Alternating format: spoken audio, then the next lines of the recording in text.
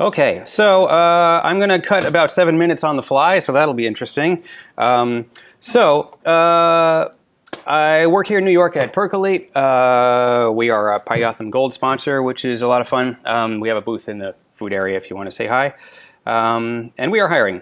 This talk is about the idea that software gets worse over time, kind of by default, if you're not actively fighting that, and even if you are. And one basic, I'm going to cover basically three things. That idea, the idea of entropy in software, the idea that there's a basic principle that underlies a lot of good object-oriented design, favor composition over inheritance. You may have heard that. How many people have heard that phrase? Less than half. Cool, okay. And a little bit about the process of refactoring. Let's see, I wanted to get a little bit of a sense of who's here, so could we do maybe a show of hands on who here would say you feel pretty experienced at object-oriented programming and design? Object-oriented programming and design? Like, somewhat? Okay, and how many people here are not that experienced with object-oriented design? Fair number. Okay, cool. So a mishmash. And how many people started Python coming from a language that doesn't have or isn't typically used with classes? Say JavaScript pretty commonly. PHP has classes, but a lot of people never use them. Anybody come from PHP? Yeah, okay, cool. Most of my career has been doing things on the web where we're deploying frequently. There's no big releases. More or less agile approaches to development. How many people here work in similar situations? Maybe a quarter or a third, something like that. So there's kind of an agile methodology. We have this idea that it's kind of the gospel truth that you don't want to do tons of design up front because you don't know yet what you're trying to build. You'll be wrong if you spend too much time designing early. It's wasteful and not efficient. So instead, we build the simplest thing possible. And then when we build the next step of the simplest thing possible, we look at what we've got so far and we say, how can we adjust this to be a slightly better design, refactor a little bit. We repeat that over and over again. And the idea is that if you do this religiously, you will always have the simplest thing possible and the design will always be good. Sometimes, this is called emergent design. Oops, and it's going off the screen. Let me see if, Sometimes it does not emerge, and you get a big ball of mud. Let's see, can I, will zooming out work on this? I wonder. The command minus. Bleh. Command what? Minus? Command minus, I'm trying. It's not seeming to like that. I think the full screen is probably overriding it. Yeah, maybe. It doesn't like that. Oh, hey, there we go. Okay. Sorry, unfamiliar key bindings. So there's no grand solution here. It's just you got to be vigilant all the time. So this gets us to the myth of Sisyphus, which, as you probably remember, is a Greek myth about a cat that was condemned to push kittens up a slide forever. The quote here that we must imagine Sisyphus happy comes from a famous essay by Camus that I have not read, but I can use Google. So we have to try to enjoy it. Like, you know, savor the little victories and always be learning and always try to be, your software can always be better and, be like this guy. I pushed the rock up the hill again! No way! So how do things get worse? I could talk forever about that, but my favorite thing to pick on is inheritance or overuse of inheritance. And why do we overuse inheritance? I think there's kind of several things that we do by default. If you are learning object-oriented programming, like I got started, I think, with the book Learning Python a long time ago, which explains here's what a class is, here's what inheritance is, and I'd heard of these ideas, but I had never programmed in an object-oriented language before. I was doing Perl before that. And cool, you can override methods and extend things that way, and it's really flexible, and now I understand. It's fantastic. So that kind of just falls out of the language. You want to change some behavior, make a new subclass, and override some methods. If you want to reuse some behavior, well, you can make another sibling class and push a method up into a parent class and inherit from both of that in the two child classes. Great. But if you do that all the time, you just keep making more and more classes, and that may not always be the most flexible or best design. It's kind of the default path to avoiding repeating yourself. You know, there's the mantra of don't repeat yourself. So we don't want to repeat ourselves, so we make more base classes. And the alternatives are not always obvious. Also, I'm a recovering XOP2 programmer. If anybody here, this was like 10, 15 years ago, it was the big framework, and nobody uses it anymore for lots of reasons. Internally, this is part of the inheritance tree of one class that you had to inherit from to do almost anything in XOP2. Simple item way down there in the corner, nice and simple, inherits from all this stuff, and I don't even remember how many other things that didn't fit in the graph. I'm going to skip that. Why is too much inheritance bad? Well, let's look at an example here. Your client just wants a shark with lasers.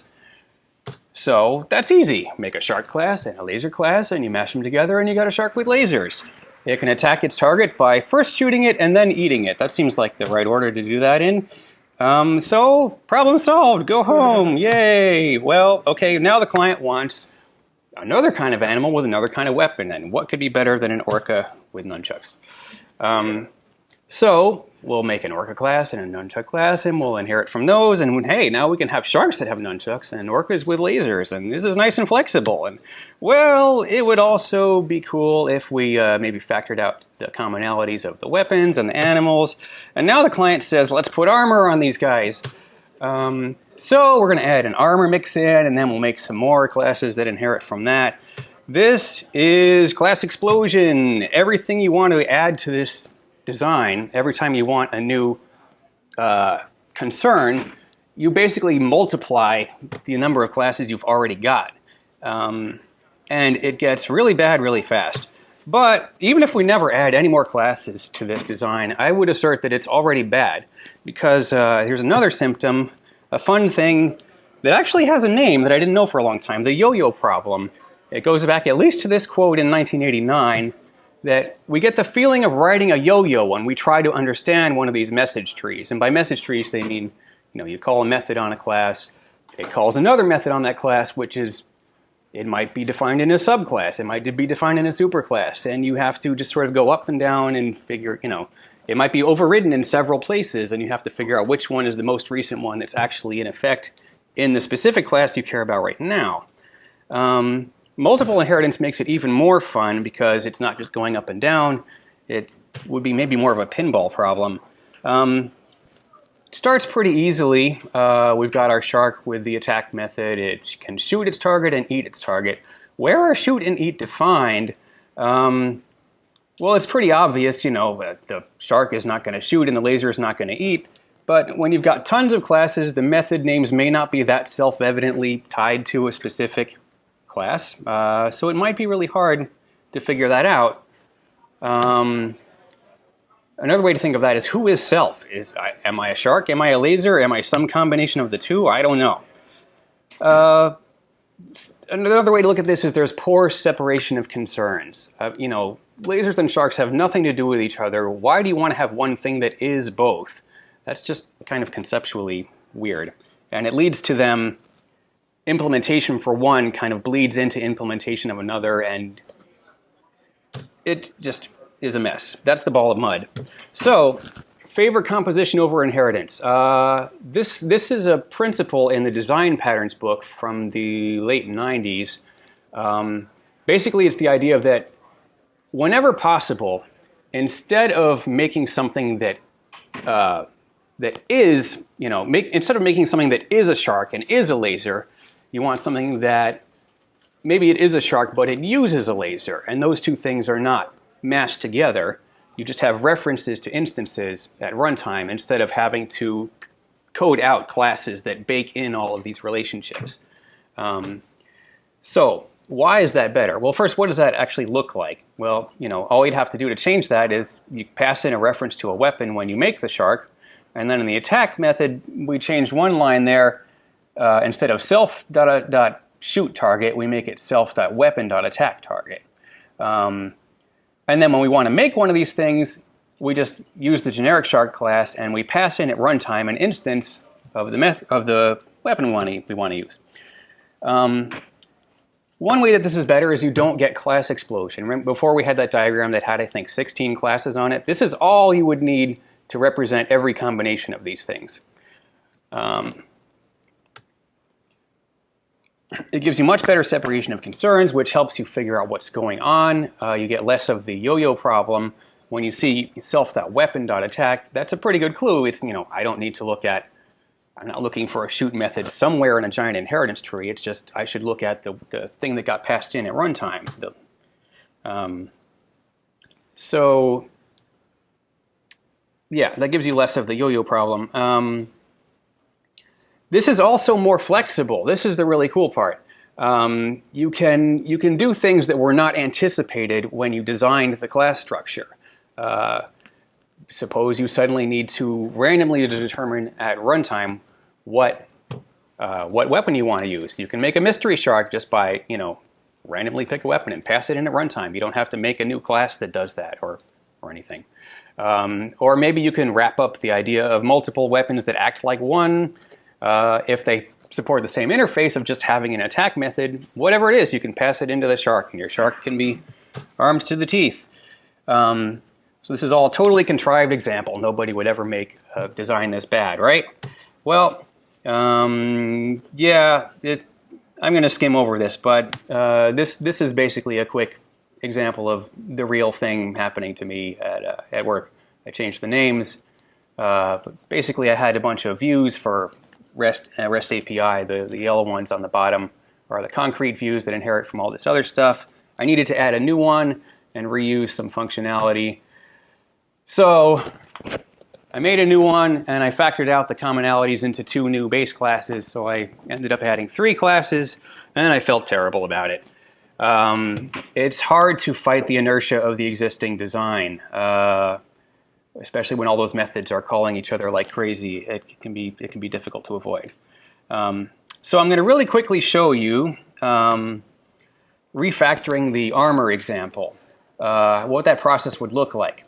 So here's the shark again. This is where we're starting. Here's a method we haven't seen before. The animals have a notion of they can receive damage somehow.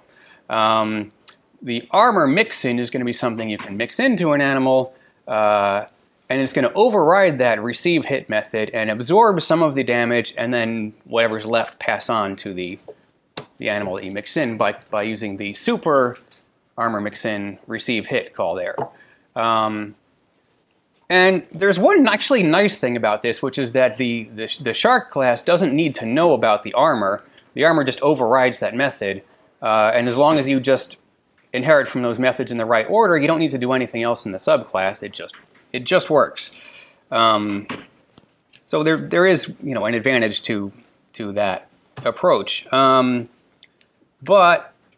it leads to all the problems that we discussed. So here's I would say a better way to do it. I'm going to make it basically a proxy object. It seems a little weird at first that we have the armor having a reference to the animal rather than the other way around. The reason for that is so that the animal doesn't need to know about. We can maintain that nice feature that the animal doesn't know about the armor. So basically, it's a wrapper, which if you think about it that way is kind of nice. The armor wraps around its wearer, and you just treat it as it's still just an animal. And the way that works is that you pass in the wearer when you create the armor, and then the receive hit method looks the same as it did before when it was a mix-in, except it passes on damage to its wearer rather than itself. So there's no super call. This class doesn't have to inherit from anything. You can use it as is. The get-atcher trick on the bottom there is just so that you can continue to use this. You can wrap it around basically any object and just call methods on it, and it will pass them on to what you're wrapping. Sometimes it's nice to more explicitly spell out and explicitly delegate what those are, but this is a quick hacky way to do it. And then you just at runtime you make an instance of armor and you pass it the thing that's wearing it, and you just use it as a regular shark.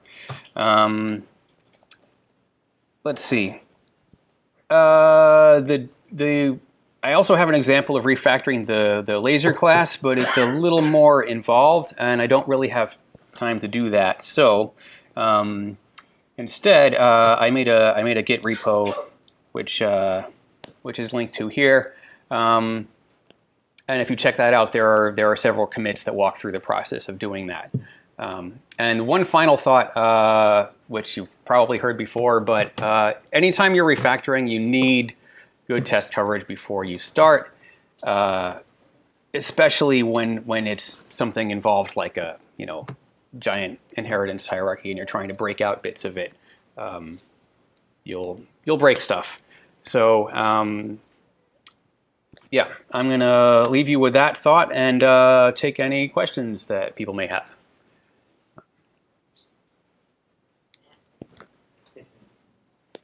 Yes? So what if you want to have the methods for non-armored? Where do you put that? Oh, yeah. So, okay, where would you put the receive hit method for a non-armored animal? Yeah. Right. Where was that? Yeah. So this was the design that I started with. The inheritance-based design. If you check out the repo, I actually have a receive hit method on the base animal class. Here I'm showing it on Shark. That wouldn't change when you do the refactoring. What you do is you break the armored mixin out of the inheritance tree, but the Shark doesn't change at all. That's still something that's in this, it's like a bad video game or something. All these animals can do is attack each other and take damage. It's like basic D&D. Yeah, I know. It's like basic D&D from 30 years ago or something. Let's see. All right. So yeah, come up and talk to me if you have more. Thanks.